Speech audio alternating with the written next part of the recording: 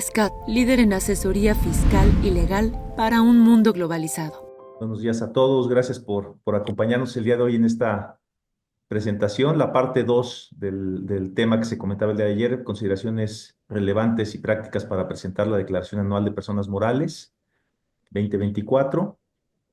Quiero presentarles a nuestros panelistas. El día de hoy nos acompañan mis socios Luis García, del área de consultoría y cumplimiento fiscal, su socio Uriel Olvera, también del área de consultoría y cumplimiento fiscal, y nuestro asociado del área de impuestos internacionales, Gustavo Jiménez.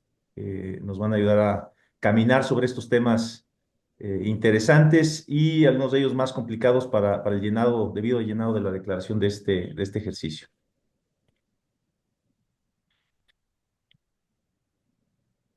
En esta plática del día de hoy les vamos a dividir el contenido básicamente en dos módulos.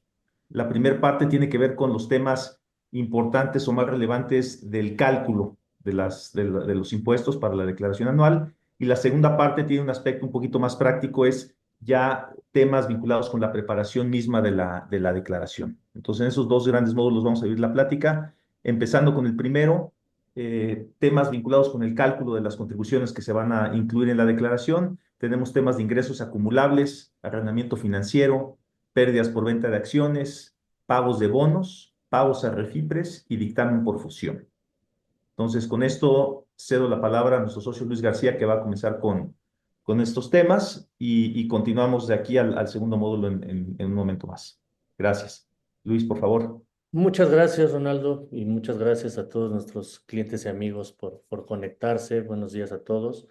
Eh, a esta segunda parte de un tema tan importante como es la declaración anual que las personas morales residentes en México deben presentar. Ya el día de ayer nuestros socios platicaban de algunos temas importantes, ¿no?, que se tienen que considerar para la declaración anual. Y en esta segunda parte continuaremos con algunos puntos en materia de ingresos y deducciones, empezando por este primero, que es una opción para las personas morales mexicanas que obtengan, que realicen actividades empresariales y que obtengan el cobro total o parcial de las contraprestaciones por la venta de bienes o la prestación de servicios. Esta opción está prevista en la regla 324 de la Resolución Miscelánea Fiscal, que estuvo vigente para el ejercicio 2024, en el que consiste en que estas personas morales que no hayan entregado el bien o prestado el servicio y que ya empiecen a recibir el cobro parcial de las contraprestaciones asociadas con esas actividades, pues la miscelánea les otorga una opción de solamente acumular a nivel anual, no así a nivel de los pagos provisionales, la parte del cobro que se está obteniendo, ¿no? Total o parcial, y no así el total de la contraprestación. Recordaremos que como regla general, los momentos de acumulación para las personas morales consisten cuando se dé cualquiera de los tres supuestos. El primero es que se facture, se emita la factura correspondiente, se entregue el bien o se preste el servicio, y la tercera es cuando se cobre total o parcialmente la contraprestación. Entonces, esta regla nos da esa facilidad, ¿no?, de solamente considerar como ingreso el cobro recibido y no así la totalidad. Por supuesto, la propia regla miscelánea establece que cuando las personas morales ya hayan efectivamente prestado el servicio o entregado el bien, entonces en ese momento deberán acumular el total de los ingresos, tanto a nivel del pago provisional, cuando se dé esta entrega del bien, tanto a nivel anual, ¿no? Un punto importante que tiene esta regla y esta opción es que las personas morales, al tomarla, esta opción, podrán considerar un costo estimado, ¿no?, asociado con esos cobros parciales que van obteniendo, y establece que este costo estimado, perdón, pues va a ser resultado de aplicar a los cobros que se vayan obteniendo el factor que se obtenga de dividir el costo de ventas del ejercicio de que se trate, el real, entre los ingresos asociados con esas ventas, ¿no? Entonces, ese factor se multiplicará por el saldo del registro de los cobros que se vayan obteniendo en el ejercicio y esa es la deducción que se podrá tomar como un costo estimado asociado con estos cobros parciales, ¿no? Importante señalar, por último, que esta facilidad no aplica para aquellas personas morales que obtengan ingresos por contratos de obra, ya que la propia disposición fiscal establece una opción particular para este tipo de ingresos por contratos de obra, ¿no? Entonces, importante ver si en el ejercicio previo al llenado de esta declaración anual tuvimos o estuvimos en estos supuestos para considerar todos estos elementos, ¿no? La siguiente opción prevista también en la resolución miscelánea fiscal, permítanme cambiarle, ya, es que en la regla 3224 de la misma resolución miscelánea fiscal, también da otra facilidad para acumular en los pagos provisionales y a nivel anual las contraprestaciones que se cobraron en el ejercicio disminuidas de los anticipos. Otra vez, como regla general, cada que se reciba un cobro, un anticipo, pues en principio la ley del impuesto sobre la renta nos obliga a acumular la totalidad, ¿no?, de la contraprestación pactada. Entonces, esta regla primero nos establece la facilidad de solamente acumular como ingreso el anticipo percibido y segundo, pues después, una vez que se obtenga ya el cobro total de la contraprestación, disminuir, por supuesto, de este total los anticipos que previamente se han acumulado para no duplicar el ingreso, ¿no? A diferencia de la regla anterior, las personas morales sí pueden tomar un costo de lo vendido, tratándose de enajenación de bienes, pero este costo de lo vendido pues va a ser efectivamente hasta que se termine de acumular la totalidad de la contraprestación y pues se deberá tomar el costo total, ¿no? Digamos, esto es en materia de acumulación de ingresos.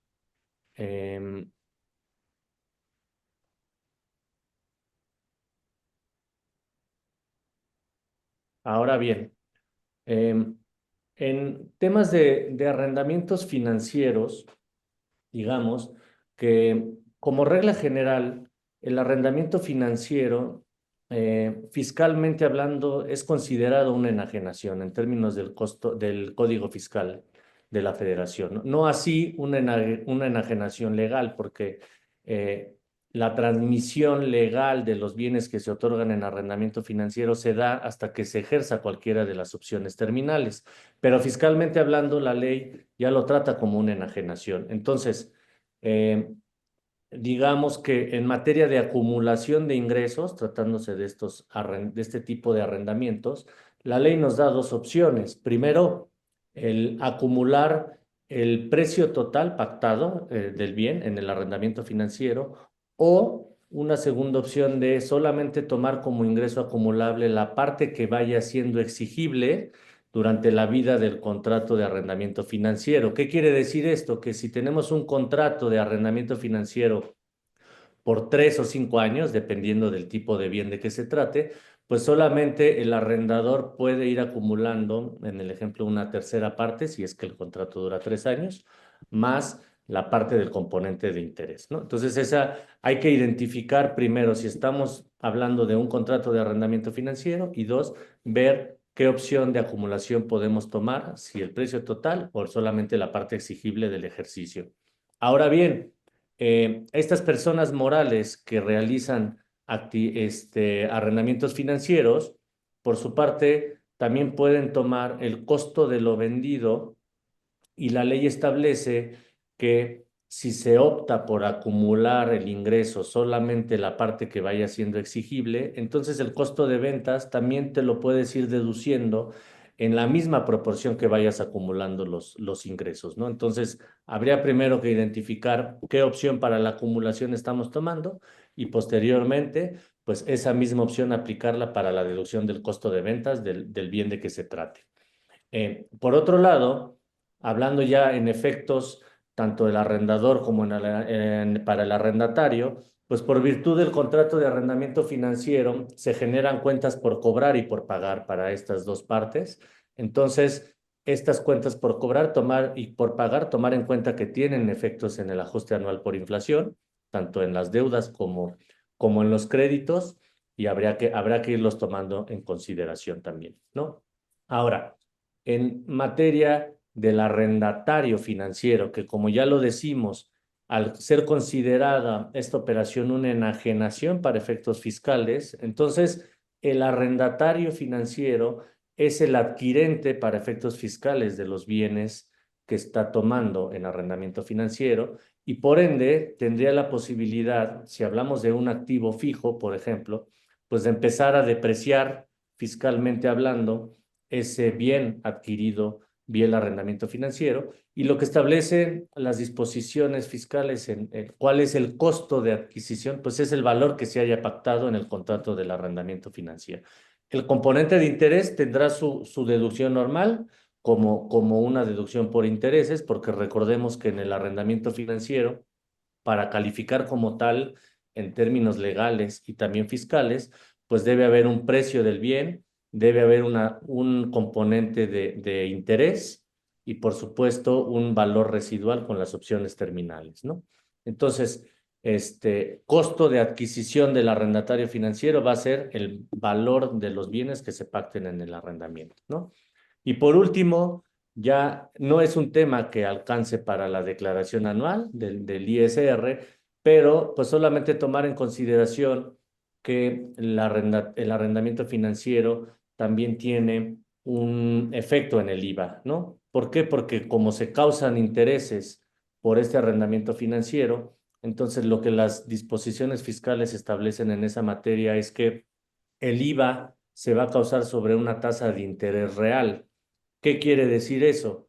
Que vamos a tener que hacer un cálculo que en términos generales consiste en comparar la tasa de interés por el mismo periodo que estamos causando o se van devengando las rentas por el arrendamiento financiero, la tasa de interés por ese periodo comparado contra la inflación de ese mismo periodo, y si excede la tasa de interés, esa tasa es la que se va a aplicar al valor de los intereses para causar el IVA correspondiente, ¿no? Por supuesto, esta opción si me regreso a la acumulación de los ingresos, es una opción que da la ley que se puede cambiar una sola vez. Como regla general debe ser aplicable a todos los contratos de arrendamiento financiero que tenga celebrado una persona moral. Puede haber un cambio sin previo aviso, pero después para los segundos cambios o posteriores, pues deben haber transcurrido 5 años, ¿no? Hay unas reglas de excepción para la limitante de estos 5 años si queremos cambiar la opción, que es cuando se fusionen las sociedades o cuando se transmitan más del 25% de las acciones de una empresa, se agregue al régimen o se desincorpore una sociedad en este régimen de integración para grupos de sociedades, o por último, si existe una escisión de la sociedad que le está aplicando, también puede ser un motivo para cambiar esta opción, ¿no? Pero en términos generales, esos son los efectos que habría que cuidar previo al llenado de nuestra declaración anual, tratándose de operaciones de arrendamientos financieros. Continuando ahora con las deducciones, si en el ejercicio 2024 una persona moral tuvo una pérdida por la enajenación de acciones, pues primero habría que identificarla. Por supuesto, no es materia de este webinar, pero pues, la pérdida se debe determinar con base en el costo fiscal de las acciones y el precio de venta de las mismas. Este costo fiscal hay una metodología establecida en la propia ley del impuesto sobre la renta, pero si derivado de esa operación se generó una pérdida en venta de acciones, entonces, como regla general, según la fracción 17 del artículo 28 de la ley del impuesto sobre la renta, estas pérdidas por ventas de acciones son no deducibles, ¿no? Esa es la regla general.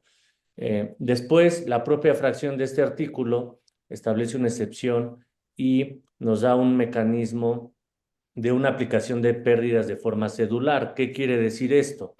Que las pérdidas en venta de acciones solamente pueden ser aplicadas contra ganancias en ventas de acciones, no contra otro tipo de ingresos operativos que pueda tener alguna sociedad, sino únicamente contra ganancias en ventas de acciones, ¿no? Importante señalar que si ya se tuvo una pérdida por venta de acciones en el 2024 o en ejercicios anteriores y que se pretende aplicar en el ejercicio 2024, pues sí, la ley permite que estas pérdidas se apliquen dentro de los 10 años siguientes a los que se generaron, ¿no? Entonces, no estaría de más revisar nuestras declaraciones anuales de los ejercicios previos y ver si tenemos por ahí algún saldo de pérdidas en ventas de acciones que podamos aplicar contra posibles ganancias en ventas de acciones que se dieron en este ejercicio 2024. También vale la pena mencionar que la disposición no condiciona a que sean ganancias sobre las mismas acciones de la emisora con la cual se generó la pérdida. ¿Qué quiere decir esto? Que si la empresa generó una pérdida en venta de acciones por la venta de una subsidiaria, de acciones de una subsidiaria, y después genera una ganancia por la venta de acciones de otra empresa subsidiaria, pues estas pérdidas que generó en la operación 1 pueden aplicarse contra las ganancias que generó por la venta de otro tipo de acciones, de otra sociedad, ¿no? No está condicionada. Ahora, hay un proceso, como en todas las pérdidas también operativas, hay un proceso de actualización de estas pérdidas, que es desde el mes en que ocurrió la pérdida hasta el último mes del ejercicio en que se generaron. Y posteriormente, si no se pueden aplicar y se van a aplicar en ejercicios siguientes, se pueden actualizar desde la última aplicación hasta el último mes del mes inmediato anterior al cual se va a aplicar, ¿no? La propia fracción 17 del artículo 28 establece ciertos requisitos para la determinación de esta pérdida en cuanto a los valores y establece que cuando sean acciones cotizadas en Bolsa Mexicana de Valores, pues se debe considerar el costo fiscal determinado conforme a este artículo 22 de la Ley del Impuesto sobre la Renta, pero se deben tener en consideración ciertos valores y te dice, oye, si estas acciones las compraste, las de bolsa de valores, las compraste fuera de la bolsa, entonces debes considerar como costo el menor que resulte entre la última cotización de la fecha en que compraste esas acciones o el precio que pagaste por ellas, ¿no? Eso es en cuanto al costo. Y en cuanto al precio de venta también, si son acciones que adquiriste en la bolsa, pero que las estás vendiendo fuera de esta bolsa de valores, entonces nos ponen la ley un requisito que te dice, oye, pues este precio de venta debes considerar ahora el mayor entre la última cotización en la bolsa de valores y el precio que tú pactaste en la enajenación real, ¿no? Entonces, todos esos elementos habrá que considerar para la determinación del resultado en una venta de acciones. Por supuesto, en acciones que no compraste en la bolsa y no en ajenas dentro de la Bolsa Mexicana de Valores, pues la ley establece que se debe considerar como precio de venta el mayor que resulte entre el precio pactado en la operación de que se trate o el valor que se determine con base en la metodología que se establece en el artículo 179 y 180, son las reglas para evaluar, entre otros bienes, pues las acciones de una compañía, ¿no?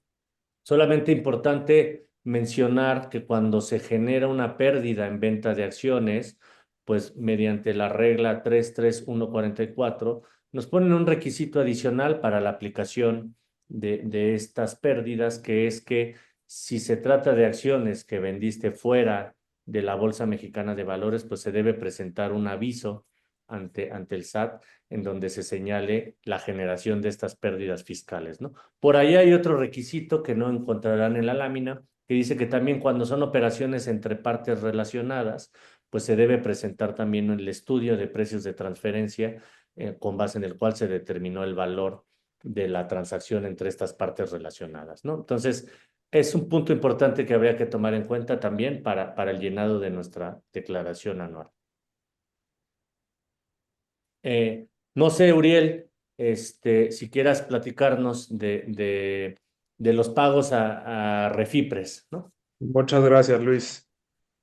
Ahora, entrando con el tema de pagos a refipres, de aquí recordemos que es un refipre, ¿no? Es lo que comúnmente se llama un paraíso fiscal, pero que la ley define como aquellas jurisdicciones donde la tasa de ISR es mayor al 75% de la tasa de ISR mexicana. Em, entonces, de aquí ya tiene pues, 3, 4 años que se incluyó en la ley del ISR diversas limitantes en los pagos que hagan contribuyentes mexicanos a entidades que se encuentren ubicadas en refipres. Ahora bien, ¿qué nos dice esto?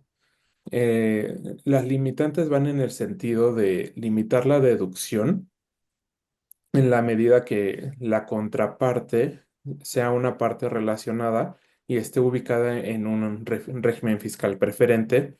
O también otro supuesto que establece la ley del ISR es cuando se realiza a través de un acuerdo estructurado. En la siguiente diapositiva vamos a encontrar la definición de acuerdo estructurado, pero en términos generales pensemos eh, que ese acuerdo implicará que nosotros hagamos el pago a una parte relacionada en un refipre a través de interpósita persona o a través de otro instrumento, como podrían ser pólizas de seguro, por ejemplo. Entonces, estos casos hay que vigilarlos. Existen excepciones para que no sea aplicable esta limitante a la deducción de pagos a refipres y están enfocadas en que exista una actividad empresarial o que la entidad realice una actividad empresarial que es lo que en ejercicios o años recientes conocemos como sustancia, ¿no? O sea, que realmente lleve a cabo una actividad económica, que tenga personal. em, entonces, lo que busca sobre todo estas limitantes es que no se hagan pagos a entidades de papel que erosionen la base fiscal en México, ¿no? En línea con lo que se ha establecido en las regulaciones interna o los lineamientos internacionales que conocemos como BEPS emitidos ahí por la OCDE. Em, en este orden de ideas, o sea, hay también tres supuestos que hay que considerar, ¿no? Uno primero de ellos es la excepción a la limitante no se aplica cuando se trata de un mecanismo híbrido o si el ingreso del receptor no se encuentra grabado en el país de residencia. ¿Aquí qué se refiere? O sea, si nosotros vemos la excepción a la limitante, ¿cuál era? Que tuviéramos una actividad empresarial por parte de la entidad que se ubica en un refipre. Ahora, ¿qué es un mecanismo híbrido? Un mecanismo híbrido refiere a casos donde un, un pago puede estar grabado en una jurisdicción, pero no estar grabado por él. En el caso del receptor, que pudiera darse en los casos o en las operaciones donde el receptor esté en una jurisdicción que tribute bajo un régimen territorial. El régimen territorial, recordemos que a diferencia de países como México o Estados Unidos que tienen una renta sobre gravamen universal, en el caso de los regímenes territoriales solo graban la riqueza generada en ese propio territorio o en ese propio país. Entonces, en la medida que nos encontremos ante un mecanismo híbrido donde el ingreso no se grave en el territorio, la limitante que habíamos en cuanto a que existe una actividad empresarial no sería aplicable. Ahora, si nosotros hacemos un pago a un refipre, pero se dan los mecanismos de transparencia y ese pago termina estando grabado a nivel de un contribuyente mexicano, en términos generales sí nos va a permitir la deducción. De ahí habrá que revisar los casos específicos, pero serían supuestos u operaciones bajo los cuales la entidad mexicana o el contribuyente mexicano sí podría deducir ese pago a refipre. Y otro supuesto donde también nos permiten la deducción de pagos a refipres es cuando se encuentran grabados por el mecanismo que establece el artículo 4A de la ley del ISR, que de aquí recordemos que básicamente este artículo refiere al mecanismo de atracción para contribuyentes que se encuentran administrados en México y que son entidades transparentes eh, para efectos fiscales en otros países, ¿no? Como podría ser el caso de una LP canadiense, por ejemplo.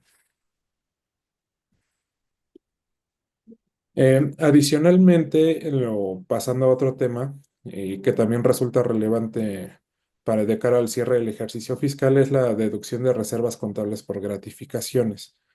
Aquí recordemos que la ley del ISR nos establece que son no deducibles para efectos fiscales los, las provisiones o reservas de gastos, a excepción de aquellas que correspondan a gratificaciones anuales de los trabajadores.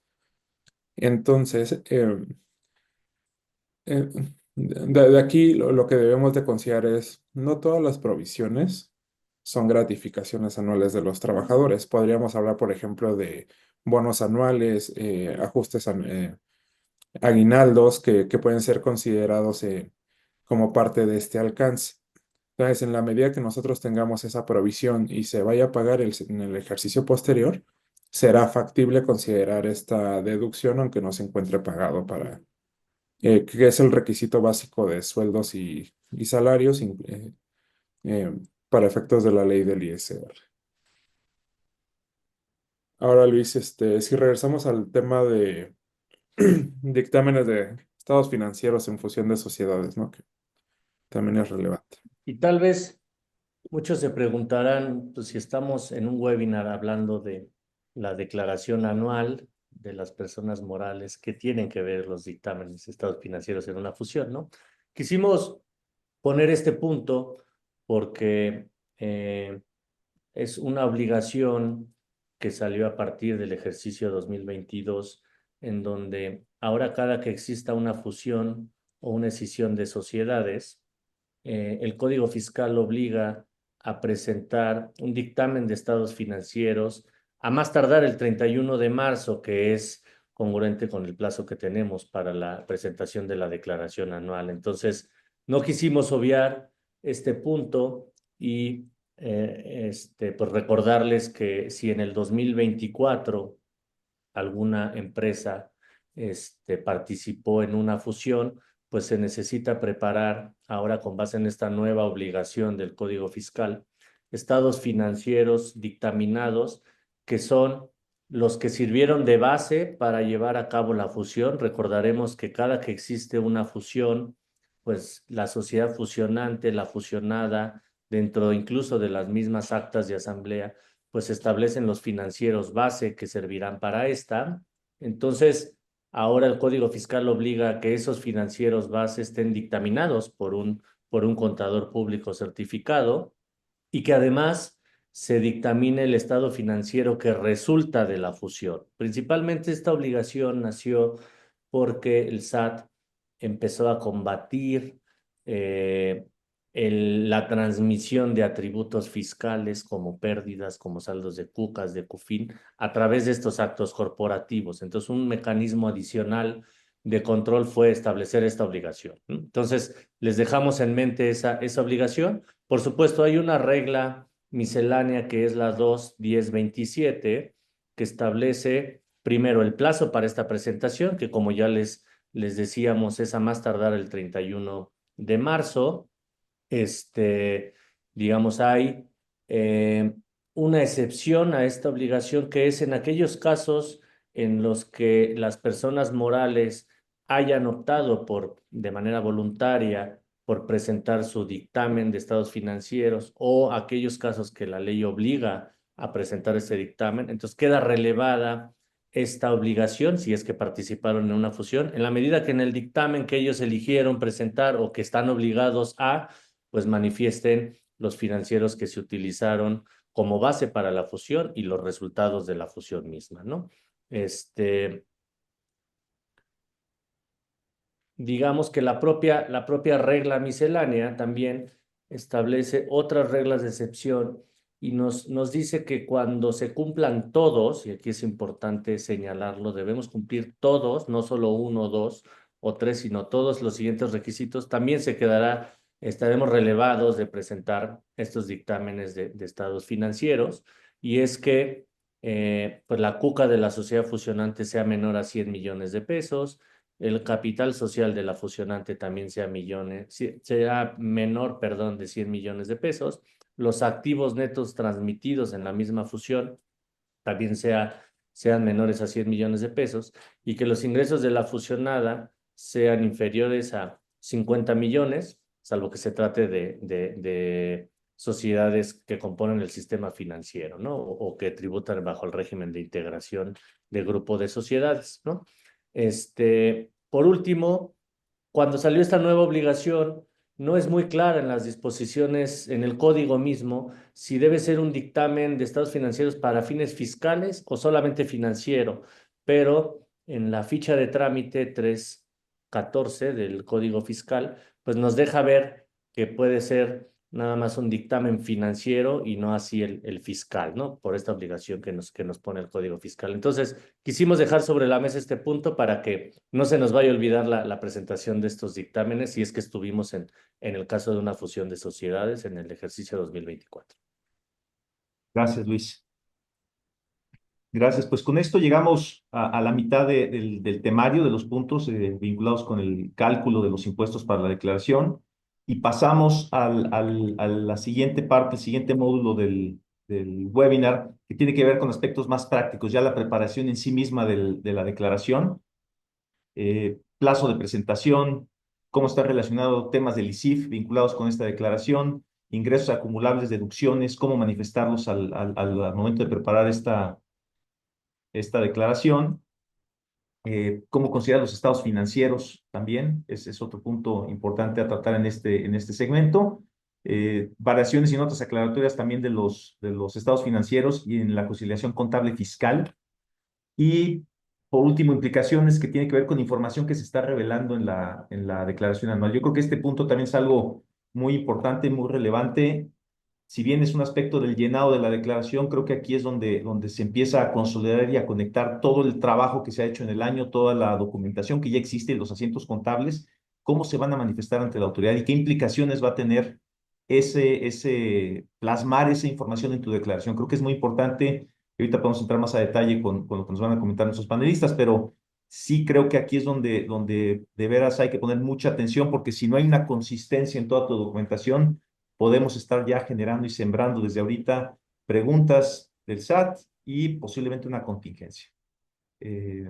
Finalmente, algunos aspectos o consideraciones finales en cuanto a problemática, en cuanto a la elaboración y presentación, y unas recomendaciones finales antes del envío de la declaración. Y con esto, Gustavo, te cedo la palabra para que nos platiques un poquito de estos aspectos. Claro que sí, Ronaldo. Muchas gracias y buen día a todos nuestros oyentes. Sí, vamos a empezar con un enfoque general y bueno, ya vamos a ir particularizando ciertos aspectos, ¿no?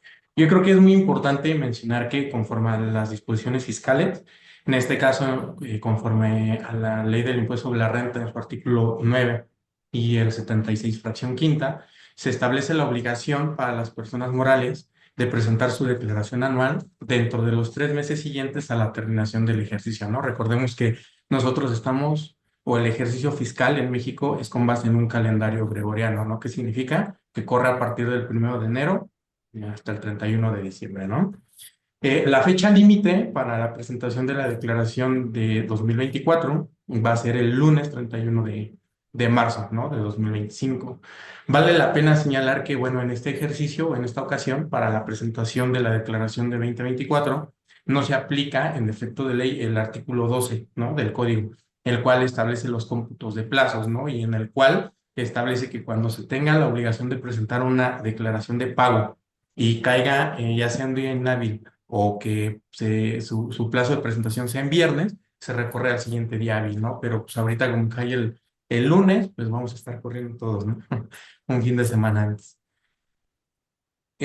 Derivado de esto, también es importante mencionar la obligación que se tiene respecto a la ISIF o a la DICIF. Si bien es cierto, recordemos que el artículo 32H del Código Fiscal de la Federación hasta el 30 de noviembre de 2016 establecía la obligación de presentar esta informativa a más tardar el último día de junio, ¿no? Pero a partir de que se entraron en vigor las modificaciones, en específico al 32H, al primer párrafo, ya se tiene que presentar de manera conjunta. Entonces, en primera instancia, uno de los supuestos que le aplican al régimen general, que conocemos en el gremio como el régimen general, que es el título segundo, es que este tipo de contribuyentes, estas personas morales, van a estar obligadas a presentar la ISIF cuando en el último ejercicio inmediato anterior hubiesen obtenido ingresos iguales o superiores a 1,062,919,860 pesos, ¿no? Es importante mencionar que esta cantidad se va actualizando todo año con año en el mes de enero, ¿no? En el anexo 5 de la resolución miscelánea fiscal. O bien que al cierre del ejercicio inmediato anterior hayan tenido o tengan colocadas acciones entre el gran público inversionista. Y bueno, lo que conduce a las sociedades mercantiles que tributen en el régimen opcional para grupos de sociedades, que igual es el título segundo, capítulo sexto de la ley del impuesto sobre la renta. Aquí también a ellos les aplica la obligación, ¿no? de presentar esta informativa. Siguiendo con otros supuestos, también las entidades paraestatales de la Administración Pública Federal están obligadas a presentar esta informativa. También las personas morales residentes en el extranjero que hayan o que tengan un establecimiento permanente en el país, ¿no? Respecto de los ingresos atribuibles a dicho establecimiento. Vale la pena mencionar que con base en lo que establece el artículo 2 de la Ley del Impuesto sobre la Renta, un establecimiento permanente es cualquier lugar de negocios en el que desarrollen actividades empresariales o se prestan servicios personales independientes, ¿ok? De manera total o parcial. Y bueno, también es importante atender a lo que se establece generalmente en los artículos 5 de los tratados para evitar la doble tributación o el modelo convenio de Laude, pero en términos generales es eso, ¿ok? También cualquier persona moral residente en México respecto de las operaciones que haya tenido con residentes en el extranjero siempre y cuando el monto de las operaciones rebase de los 100 millones de pesos, ¿no? Y finalmente, a partir del 1 de enero de 2022, se agregó una fracción sexta en la cual se establece que todos los contribuyentes que sean partes relacionadas de los sujetos que estén obligados a dictaminar para efectos fiscales conforme a lo señalado en el segundo párrafo del artículo 32A del Código Fiscal de la Federación, referente a las operaciones que lleven a cabo, ya sean de actividades empresariales o de servicios profesionales, van a estar obligados a presentar la IFIP, siempre y cuando en el primer caso el monto de las operaciones sea superior a 13 millones y en el caso de los servicios, bueno, que rebase de 3 millones de pesos, ¿no? Esto también viene en una regla de resolución, pero también comulga con lo citado en el artículo 76, ¿no? En obligaciones de persona moral, en la fracción novena, donde se establece todas las obligaciones que tiene un contribuyente para obtener documentación comprobatoria respecto del monto de las contraprestaciones en materia de precios de transferencia, ¿no? Con partes relacionadas. Ahora bien, una de las actualizaciones importantes fue que el pasado 23 de diciembre del 2024, el SAT publicó un simulador para la declaración anual del ejercicio 2024. Este simulador fue enfocado o va dirigido para el régimen general y el estímulo fiscal que pueden aplicar las personas morales, que es el régimen simplificado de confianza, ¿ok? Es importante sí atender a este simulador, o al menos sí, si se me permite la expresión, jugar con él. ¿Por qué? Porque aquí vamos a poder ver los montos que ya están prellenados con base en CFDIs emitidos, ya sea de ingresos o egresos, pueden ser nómina, pueden ser todo lo que tiene que ver con descuentos, bonificaciones, lo que conocemos contablemente como las notas de crédito, pagos provisionales, etcétera, ¿no? Entonces, yo creo que sí es importante el ver este aplicativo, ¿no? Bueno, este simulador y posteriormente el aplicativo. Dentro de los beneficios y mejoras que establece el Servicio de Administración Tributaria para los contribuyentes es, pues evidentemente, y con base en lo que ellos emiten, es que la intención siempre es simplificar, ¿no? Ciertos procedimientos y apoyar más al contribuyente.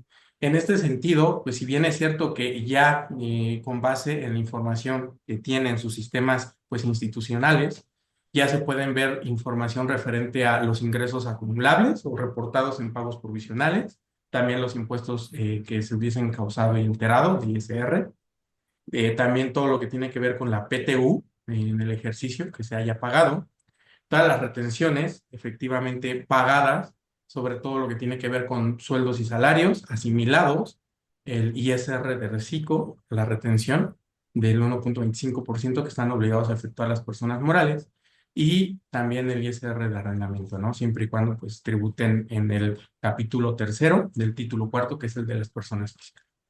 También en este aplicativo lo que nos va a permitir es jalar remanente de declaraciones de ejercicios pasados en algunos atributos como pueden ser pérdidas fiscales, pagos al extranjero, dividendos y pues subsidio al empleo, ¿no? Que no se hayan aplicado y que estén pendientes de aplicar en declaraciones posteriores. Y también, bueno, los FDIs emitidos por conceptos de descuentos, devoluciones y bonificaciones, ¿no? Que esto no es más que la deducción que nos permiten aplicar de notas de crédito, tal y como lo señala el artículo 25, fracción primera, ¿no? De la Ley del Impuesto sobre la Renta. También, adicionalmente a esto, dentro de las mejoras de los apartados, pues destacan lo siguiente, ¿no? Actualización del catálogo de ingresos, es decir, una segregación ya un poco más detallada. En caso de que se tengan pérdidas fiscales que estén pendientes de amortizar de ejercicios anteriores de 2014 a 2023, también las podemos agregar. Se incluye un campo que se llama nómina deducible de periodos anteriores para los periodos de liquidación respecto del formulario de las personas morales de reciclo, ¿no? También en el tema de devoluciones, descuentos y bonificaciones adhiere la precarga de los FDI para el formulario del régimen general y precarga de pagos provisionales para el reciclo, para el régimen simplificado de confianza de persona moral, ¿no? Y también se incluyen campos de PTU pendiente de aplicar de ejercicios anteriores en caso de estar en algún periodo de liquidación y PTU no deducible, ¿no? Para los formularios del régimen general, del título segundo, y régimen simplificado de confianza, ¿no? El reciclo para personas morales, como ya lo comentábamos, pues es un estímulo. Ahora bien, es importante o es de suma importancia en cuanto a los ingresos acumulables llevar a cabo una segregación adecuada y detallada de los ingresos. ¿Por qué? Porque, bueno, evidentemente si durante el ejercicio no hubo ingresos, se va a seleccionar la parte de sin ingresos, ¿no? Pero pues también vienen otros como anticipos de clientes del ejercicio que contablemente bien sabemos, ese es un pasivo, ¿no? Y fiscalmente pues nos obliga con base en lo señalado en el artículo 17, fracción primera, inciso C de la Ley del Impuesto sobre la Renta, pues nos obliga, ¿no? A acumular los anticipos provenientes de clientes y sí tenemos que segregar todo lo demás, que pueden ser intereses moratorios, nacionales, extranjeros, o alguna utilidad, bueno, la fluctuación cambiaria, etcétera, ¿no? Entonces, la verdad es que sí consideramos importante el hacer esta segregación, porque bueno, aparte no es opcional, ¿no? Ya te lo pide el aplicativo, pero pues también llevar a cabo todos los cruces y tener un defense file, o en este caso tener toda la documentación soporte en los papeles de trabajo, ¿no? Aquí, Uri, no sé si nos quieras mencionar algo de respecto de las deducciones autorizadas. Muchas gracias, Pues, Gustavo. Y al igual Amen. que señalabas para el caso de los ingresos, es importante que seamos muy exhaustivos en la presentación de las diapositivas correspondientes, en la clasificación de los gastos, ¿no? En la declaración anual. De aquí, como parte del plan de fiscalización del SAT, lo que ya hemos observado en fechas recientes, sí es un enfoque muy marcado en estos procesos de fiscalización a qué estás manifestando en la declaración, si eso está adecuadamente vinculado con tus FDIs, qué tipo de deducción estás manifestando. Entonces, en la medida en que nosotros seamos exhaustivos con estos procesos durante el periodo de presentación, eso nos dará bases en caso de alguna invitación por parte de la autoridad fiscal, ya sea una vigilancia profunda o estos temas que están haciendo en fechas recientes de suspensión de sellos por discrepancias con CFDIs. Entonces, yo como ya comentamos y reiteramos, aquí la gran recomendación es seamos exhaustivos y vigilemos que las deducciones estén adecuadamente presentadas en el aplicativo.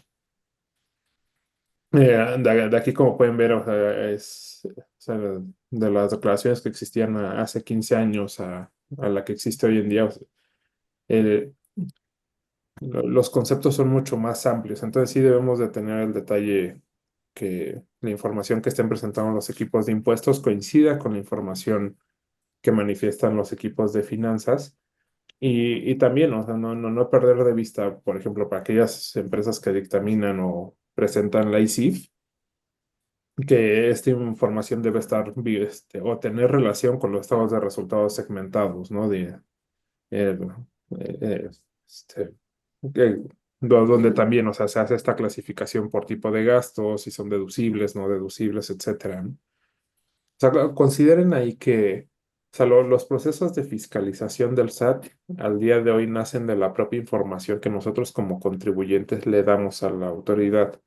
Entonces, en la medida en que nosotros seamos proactivos organizando esa información y ordenando esa información, yo les diría, podremos ir mitigando, ¿no? Los procesos de fiscalización que estarán, este, a la orden del día en este sexenio, sin duda alguna. Y Uriel, aquí yo también quise nada más abordar un poquito, les quito un minutito de su tiempo. Digo, en este punto que mencionas, el tema de la consistencia de la documentación, en la parte de la contable, pero también tomar en cuenta los contratos y la documentación legal que soporte esas transacciones, que no necesariamente están bajo el control del área de finanzas, ¿no? De una empresa. Es importante hacer esa conexión desde los contratos y cómo se va alimentando esa información del objeto de cada contrato, el tipo de servicio que está pactado, cómo se traduce ya a los asientos o registros contables, facturación, dictamen, en fin, toda esa conexión viene no solamente de información que tengan de manera inmediata, sino incluso de otras áreas, de las áreas comerciales, órdenes de compra. Creo que esa consistencia es lo que va a ayudar a nutrir la declaración y a disminuir o mitigar riesgos que se puedan dar por la misma información que cada uno da como contribuyente. Sí, no, correcto, Ronaldo. Y yo les diría como equipos de impuestos olvidarnos de estas cajitas de otros, ¿no? Ser lo más exhaustivo en el proceso. Ahora, de ahí, digo, también hay temas importantes en cuanto a deducción de inversiones, Gus. Si quieres, te dejo seguir con esta parte.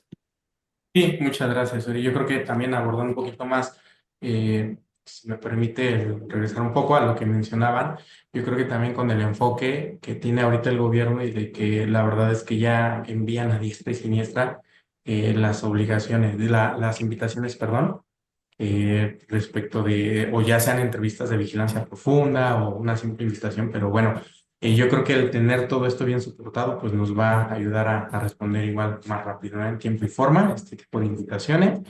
Que bueno, ojalá y dejen de existir porque muchas veces no tienen, la verdad, como mucho fundamento en cuanto a la elaboración de papeles de trabajo o incluso hasta la misma normativa, pero bueno, yo creo que en la medida que tengamos un mayor control y orden en esta información, pues va a ser más fácil desahogar las pruebas, ¿no? Y bien, como mencionaba Uri respecto al rubro de deducción de inversiones, aquí, bueno, vamos a tener que seleccionar el título de la ley del impuesto sobre la renta en el cual pues será aplicada la deducción, ¿no? Y también vamos a tener que clasificar el activo por tipo y subtipo de inversión. Por ejemplo, vamos a ver en el apartado de deducción de inversiones, vamos a ver la de depreciación aplicada conforme al título segundo, que es el régimen general. También, por ejemplo, vamos a poner el tipo de inversión automóviles. En el subtipo de inversión vamos a tener automóviles, autobuses, camiones, etcétera. Vamos a poner el monto de inversión, es decir, aquí vamos a poner el monto de la contraprestación que pagamos para la adquisición del bien. También vamos a poder considerar los gastos relacionados que se establecen en el artículo 31, segundo párrafo de la Ley del Impuesto sobre la Renta, en el cual nos establece que si además de la contraprestación para adquirir el bien, también se tuvieron que pagar algunos impuestos por la propia adquisición o con motivo de la importación, exceptuando el IVA, porque bueno, ese en términos generales es un acreditamiento o algún tipo de compensación, derecho, flete, etcétera. Todo eso va a formar parte del MOE, ¿ok? Sí, Y bueno, perdón, sobre este punto solo adelante. recordarles, ¿no? Que hubo una precisión en la definición del monto original de la inversión. Entonces, también revisemos, ¿no? O sea, que lo que estamos considerando de MOI efectivamente considere todos los elementos conforme a la legislación, conforme a la definición vigente en la ley del ISR. Correcto, de acuerdo, muchas gracias por esa precisión. Y bueno, aquí igual ya que tengamos una vez el MOI y que tengamos la deducción actualizada del ejercicio, aquí pues la vamos a tener que calcular nosotros en un papel de trabajo y poner el monto, ¿no? De la deducción actualizada.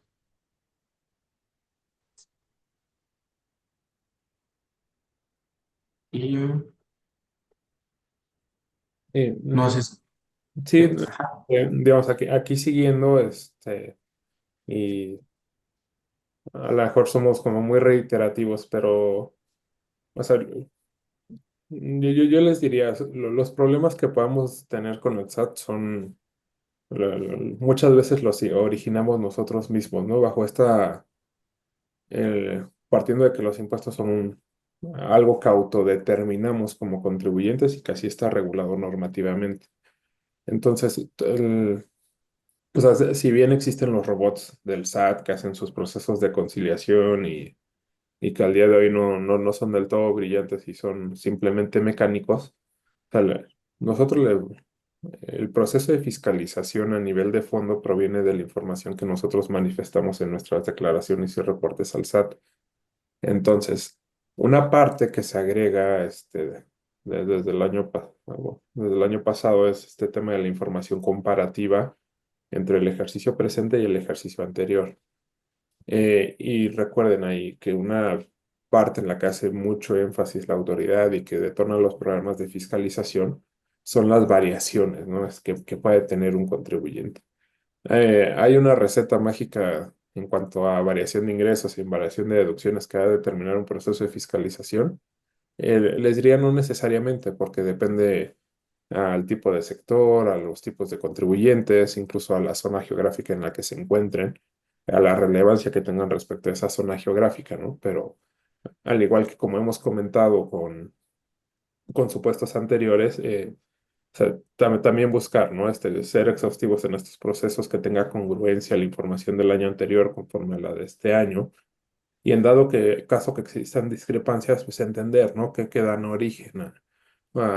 origen a esas discrepancias de cara a las explicaciones, ¿no? Que podrían ser requeridas ya sea por los equipos de auditoría externos o la propia autoridad fiscal.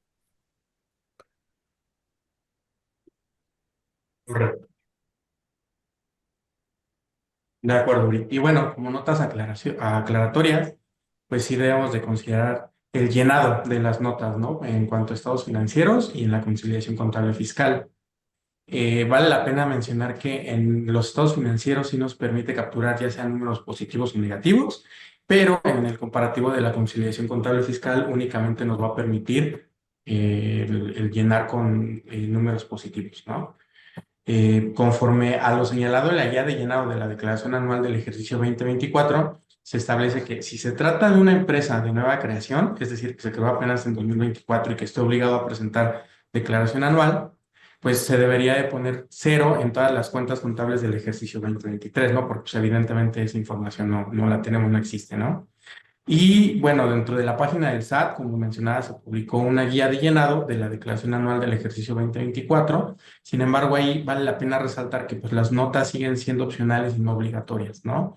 Y que de hecho no las vincula como en el caso de los apartados de la ICIF o de los anexos del dictamen, en el cual cuando hay alguna variación te solicita que expliques el por qué, ¿no? Ya sea a la alza o a la baja, pero ahí sí te explica, ahí sí te solicita, perdón, una explicación más pormenorizada.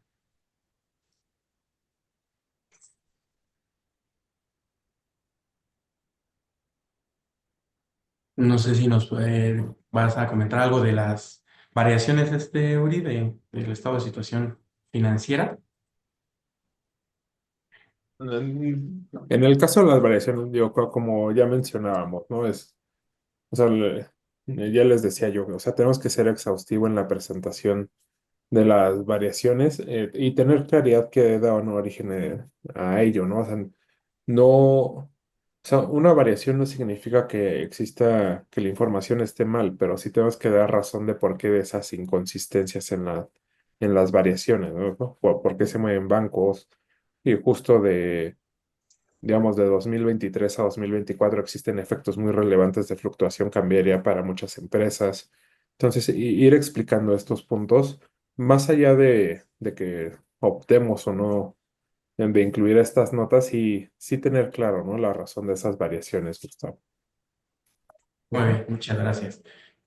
¿De acuerdo?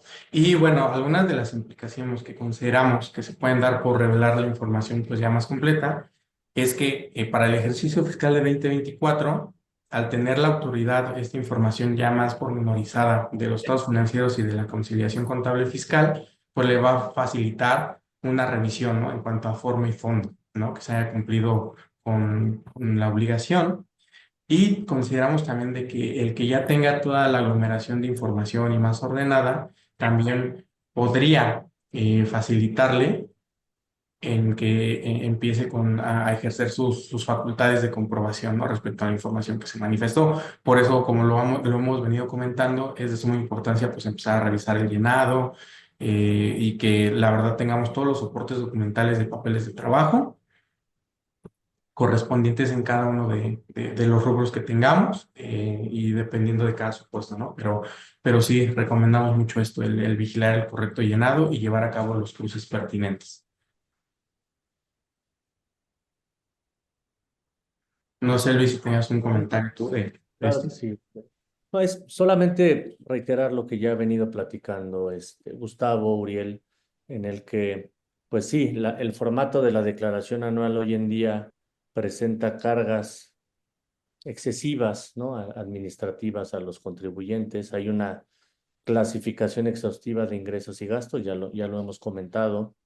El llenado de la información debe ser de manera comparativa. Tal vez en este punto, para no ser repetitivo, me gustaría dejarles un ejemplo de lo que en la práctica vemos cuando el SAT realiza alguna revisión, alguna auditoría, un poco para dimensionar la importancia de, como lo ha comentado Uriel y Gustavo, de llenar nuestra declaración con ese nivel de detalle, tanto en los temas de segregación de ingresos gastos como en tema de información contable. Resulta que estamos viendo un asunto en donde en un proceso de auditoría el SAT está desconociendo el costo de ventas de unas mercancías que se adquirieron en un año anterior al ejercicio que está revisando y solamente porque en el ejercicio anterior no se puso como inventario inicial las compras de esa mercancía que se terminó vendiendo en el ejercicio siguiente, pues el SAT está diciendo y está desconociendo la deducción del costo de ventas, ¿no? Cuando puede ser un porcentaje importante de las deducciones. Entonces, es un ejemplo del detalle que ahora en adelante debemos tener para el llenado de la declaración anual, ¿no? Queremos ponerlo sobre la mesa para poner todavía especial atención en esos puntos, ¿no?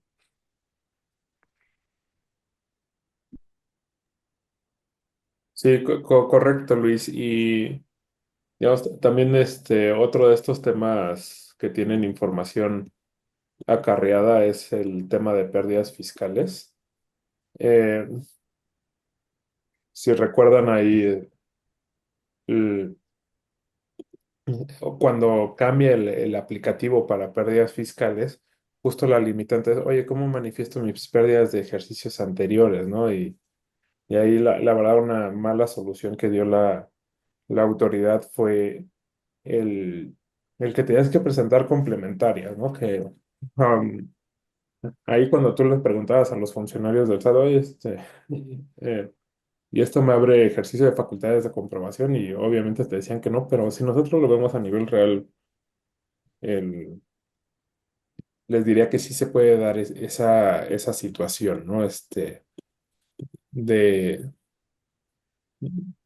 de que se está presentando declaraciones complementarias para modificar datos informativos, nos extiende el ejercicio de facultades, más allá de que podamos entrar en un proceso de aclaración.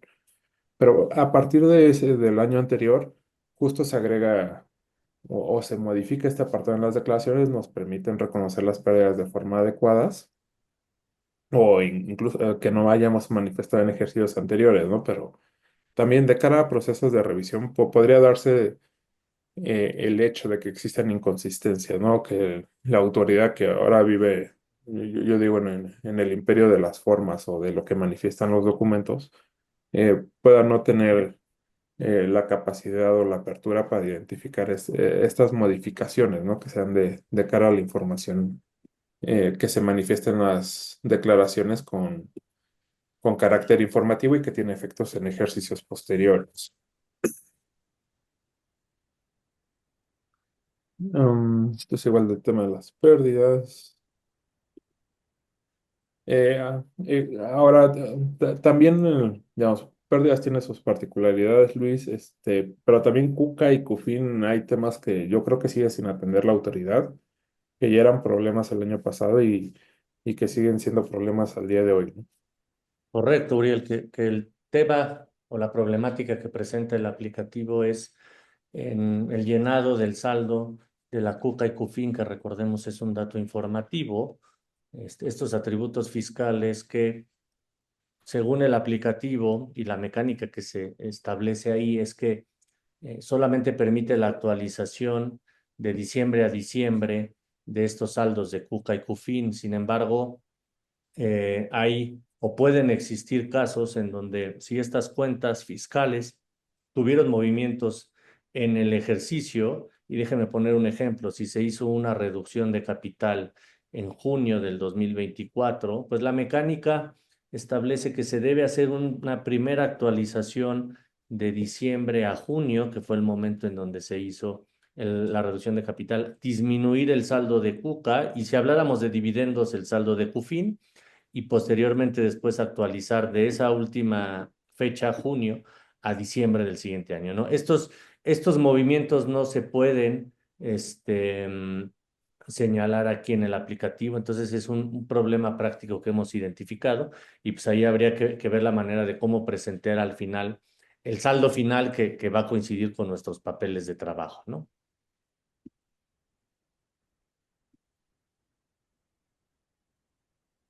Eso es en materia de CUCA y de CUFIN también. Y ahora, recomendaciones finales, ¿no? Ya estamos en pleno proceso de declaraciones. Les anticipaba Gustavo, ¿no? Este proceso de declaraciones termina el lunes 31, a diferencia de años anteriores donde al caer en inhábil teníamos unos días adicionales. ¿Qué debemos de considerar? Ya tuvimos la experiencia de la DIOT el mes pasado, donde fue un caos y todos nos estábamos mordiendo las uñas, porque se cayó el aplicativo. Entonces, de aquí, sin duda, tratemos de anticipar lo más posible la presentación de las declaraciones. Em, También temas que nos generan riesgos, la presentación de ingresos acumulables versus los manifestados en pagos provisionales y CFDIs, obviamente, ¿no?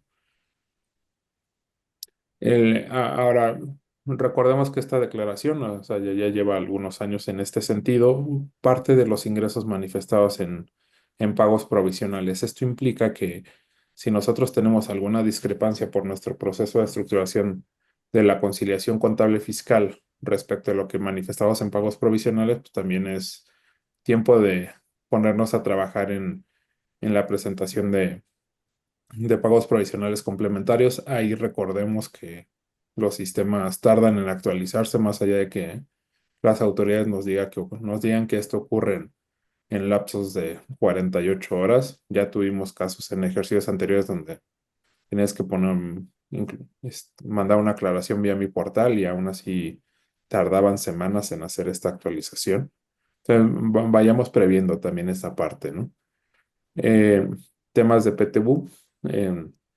Hay una modificación o precisión que han hecho los sistemas, es en cuanto a la aplicación de PTU en pagos provisionales, está limitada a aquella manifestada como pagada en los propios comprobantes fiscales de nómina. Entonces también ver estos remanentes que se hubieran pagado de junio a diciembre, que se incluyan a nivel de la declaración, ¿no? Como una partida adicional. También vigilemos esos datos. Y digo, de aquí recordemos, el proceso de corrección de CFDIs de nómina ya concluyó de cara a lo que manifiesta la propia resolución miscelánea fiscal. Eso lo debimos haber terminado el 28 de febrero. El, Podríamos hacer correcciones al día de hoy de CFDIs de nóminas. Les diría, materialmente se puede. Eh, si nosotros lo vemos a nivel de fondo, sigue existiendo este párrafo en la ley del ISR que nos dice que debemos de cumplir con los requisitos antes de la presentación de la declaración anual. Sin embargo, o sea, el que hagamos las cosas en tiempos distintos a los que establece la autoridad fiscal, como les mencionaba con anterioridad, pues, son cosas que nos pueden ir metiendo al pie, ¿no? Como contribuyentes. Entonces, evaluemos bien esos riesgos, ¿no? Y eh, caso por caso y sobre eso eh, vayamos tomando las decisiones de cara a cómo presentar la información y si es necesario corregir algo, cómo corregirlo.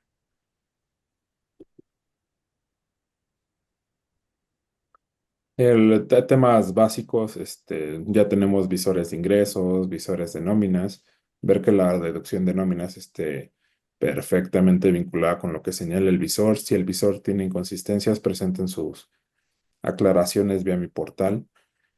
Verifiquen que el visor incluya la última información de timbrados, reconfirmen sus descargas de CFDIs. Eh, También vinculado a estos temas adicionales o extraordinarios de cara a la declaración anual, recordemos la emisión de CFDIs de pagos al extranjero que se tuvo que haber concluido el 31 de enero de este año.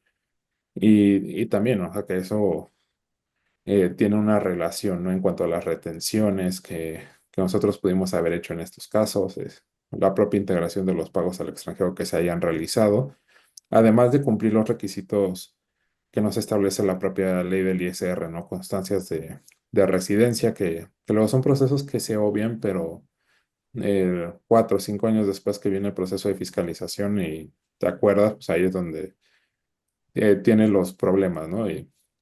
El- entonces, de aquí de pagos al extranjero, recordemos, ¿no? Está la facilidad de hacerlo en enero de cada año o de manera mensual, ¿no? Conforme vamos realizando los pagos al extranjero y las retenciones. El- entonces, hasta aquí, Ronaldo, digo, en términos generales, hemos platicado aspectos relevantes en cuanto al llenado de la declaración anual. Eh, Temas Gracias. relevantes en cuanto a fondo. Y, y yo les diría, o sea, desde una perspectiva de los equipos de impuestos, sí tiene que haber mucha comunicación con los equipos de finanzas. La información debe ser consistente y como bien señalaba Ronaldo, todo debe estar soportado con la famosita materialidad, ¿no? Que nadie nos dice qué es, pero todos hablamos de ello, ¿no? Ah, no, y también algo que apuntaba Suriel. Sí, creo que muchas veces nosotros mismos nos metemos en el tema de cuestionamientos de la autoridad, ¿no? Desde aquí creo que es estos detalles, estas cuestiones, digo, es algo, estamos cubriendo en una hora temas muy complejos, muy variados, depende de los negocios, estructuras corporativas que tengan los grupos, se van complicando todos estos temas, ¿no? Entonces se van multiplicando, pero creo que algo que mencionaba central es, y a lo mejor de mi parte para la audiencia, yo como reflexión, pues sí, sí llevarme esto que dices, me quedó muy grabado. Nosotros mismos podemos estar provocando estos cuestionamientos y meternos en esas situaciones, ¿no? Entonces creo que desde aquí, tomando en cuenta estos puntos que nos han mencionado en esta hora, pues de alguna manera tienden yo creo que sin duda mejorar la forma de hacer esas declaraciones, la forma del llenado, y cuidando esas formas estamos atendiendo el fondo, ¿no? Evitando contingencias o preguntas a lo mejor incómodas de las autoridades para que no nos metan en mayores complicaciones. Y con esto, pues yo les quisiera preguntar como una reflexión final a cada uno de ustedes, Luis, Gustavo, Uriel, por su participación. ¿Qué le dejarían a nuestra audiencia, a nuestro auditorio, como reflexión final de los puntos que se han tocado? Algo que quieran, se llevarían así para consultar de aquí al 31 de este mes, antes de la fecha fatal.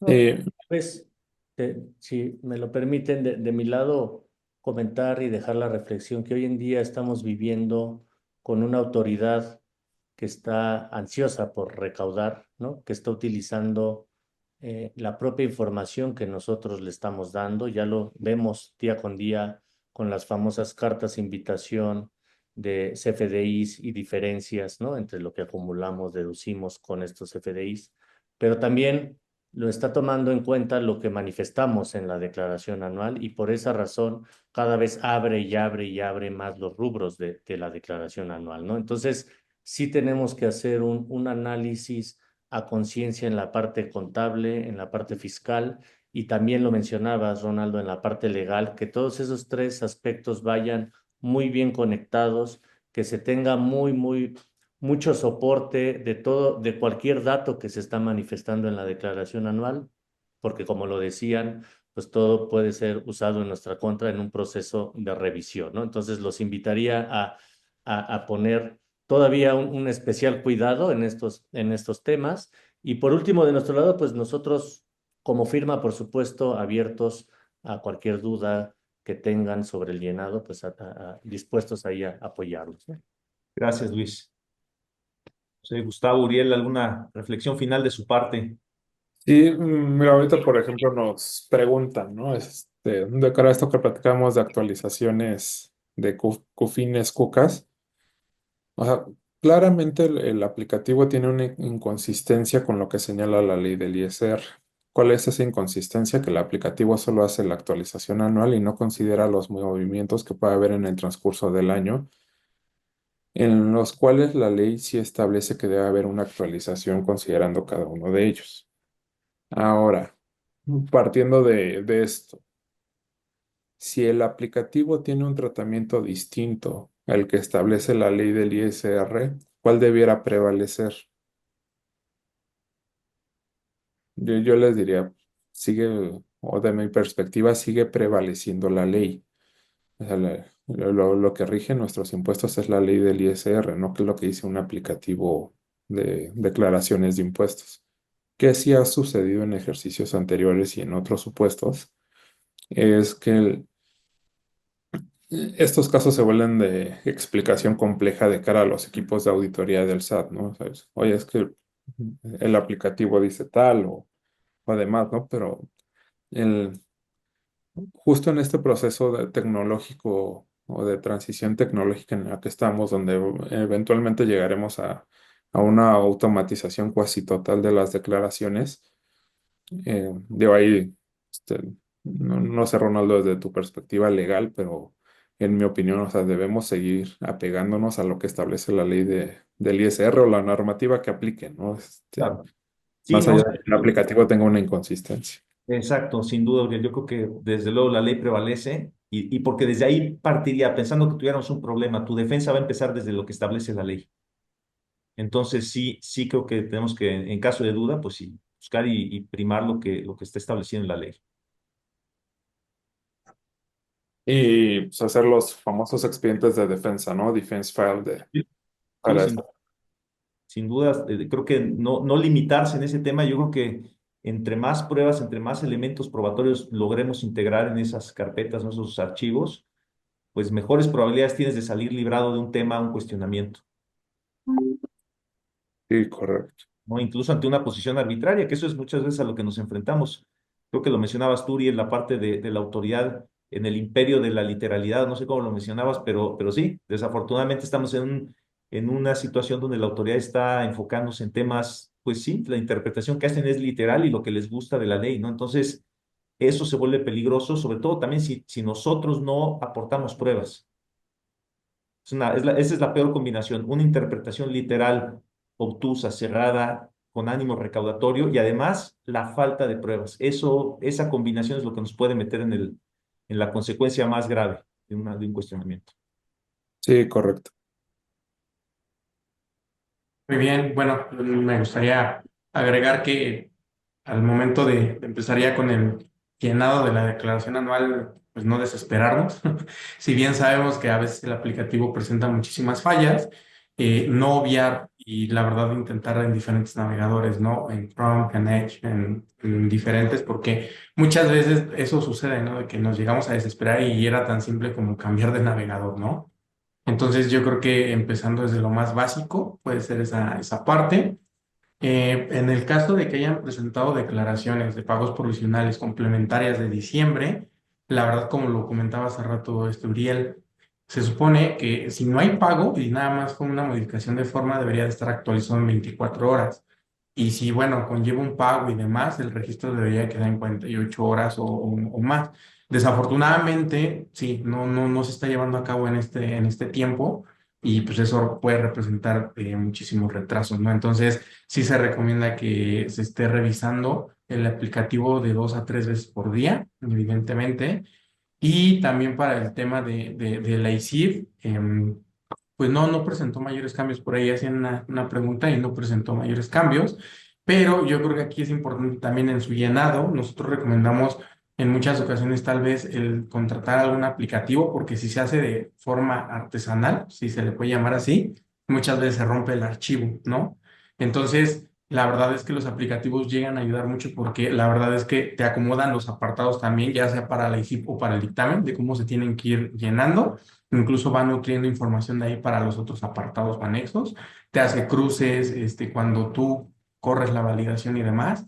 la verdad es que sí, sí te pueden apoyar y bueno, evidentemente nosotros también con un enfoque pues de asesores, nosotros ahí le echamos ojo, ¿no? En algunos apartados, si hoy hace falta esto o esto no es obligatorio, etcétera, etcétera, ¿no? Pero sí, creo que es como empezar desde lo más básico y ya ir teniendo cuidado con los detalles, ¿no?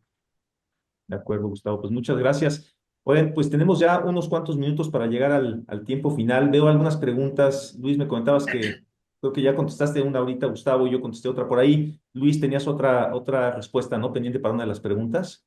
Sí, por aquí nos preguntan en este tema de la opción para acumular los cobros parciales, que en el 2024 se tuvieron más entregas de mercancías que cobros, por lo que los ingresos en el 2024 bajan y ya que se acumularon en ejercicios anteriores. ¿Y qué hacer con esa diferencia? Habría que primero analizar la aplicación de la regla, porque esta regla va en función a ir reconociendo como ingresos solamente los cobros parciales, hasta en tanto el bien no se entregue. En el momento en que se entregue el bien y hubiera una cantidad y se cobre el resto de la contraprestación, pues esta diferencia es la que se debería de agregar al saldo del registro que se va acumulando y entonces acumular, ¿no? Este, Ahorita es una diferencia negativa, habría que analizar por qué se está dando y sobre todo ver si se puede disminuir. Vemos complicado una disminución de ingresos por este tema.